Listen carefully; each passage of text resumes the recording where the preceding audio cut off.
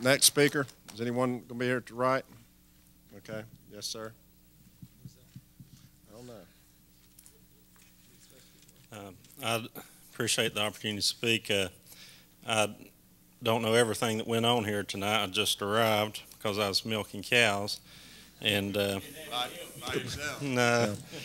Please state your name. And my name's Bart Ramsey. And what I was doing out there, milking the cows, would do more to preserve farmland than anything y'all have here. It won't do one thing to preserve an inch of farmland.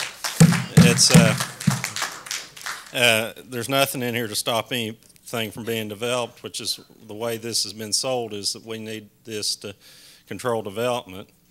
And it's nothing but discriminatory.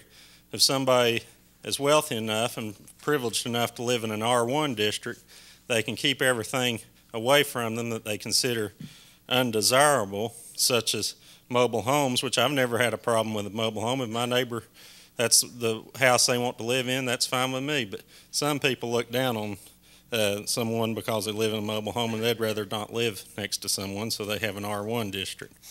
And then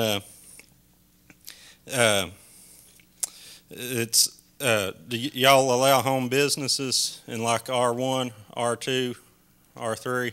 Can somebody answer that question for me?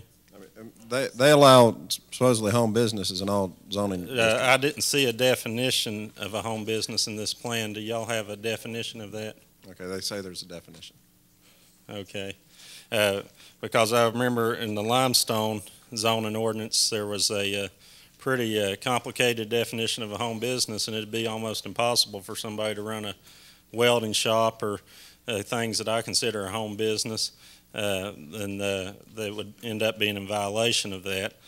And you keep talking about we want to preserve our mountainsides.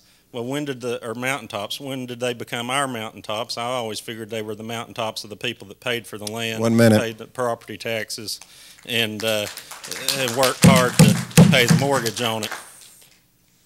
And I don't want somebody sitting up on a mountaintop looking down the valley telling me what to do. I'm not going to sit down in the valley and look up on the mountaintop and tell the guy up on the mountaintop what to do. And you limit the creativity when you limit your ideas to what a few government bureaucrats can think of, instead of allowing the whole community to use their creative energy to use their property. And I think that's how our founding fathers would have rather allowed it, to allow individual liberty. Thank you. Is there any other speakers?